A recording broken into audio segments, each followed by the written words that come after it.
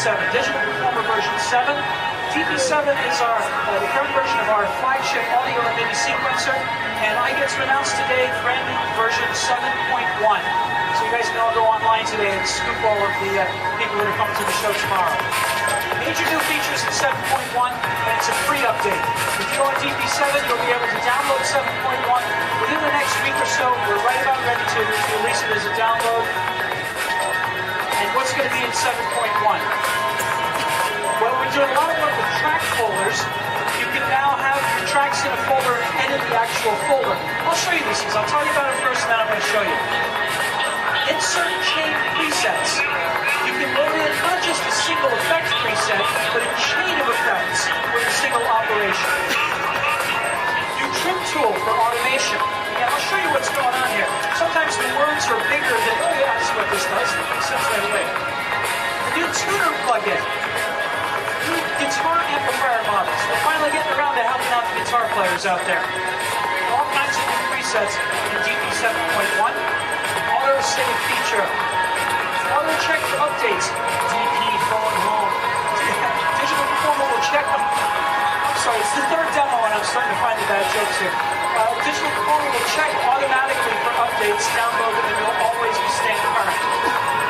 So, there's a resizable counter. I want to be able to see the counter from the other side of the studio. I can resize my counter clocks. What am I looking at there? I can decide what I'm going to see inside the counter. So right now I'm seeing markers and real time. Let's add beats and bars to that as well.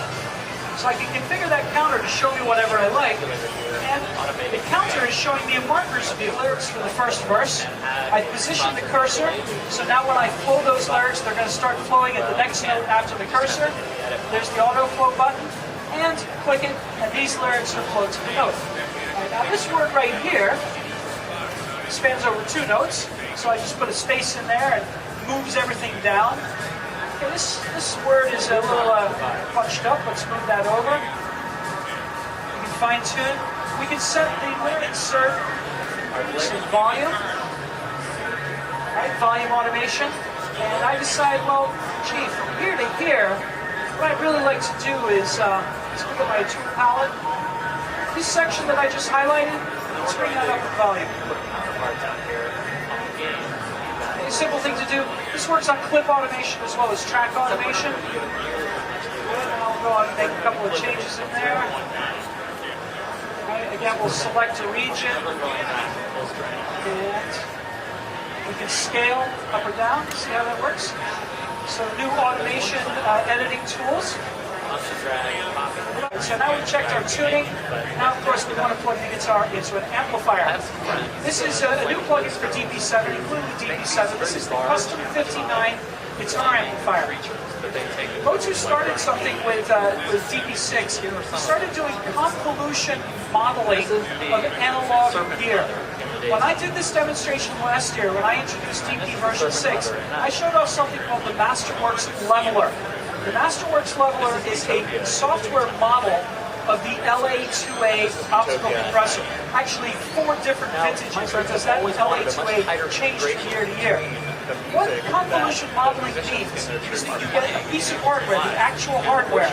You send signals through that, and then you analyze those signals on the other side. So a computer program analyzes what the hardware actually does to the signal.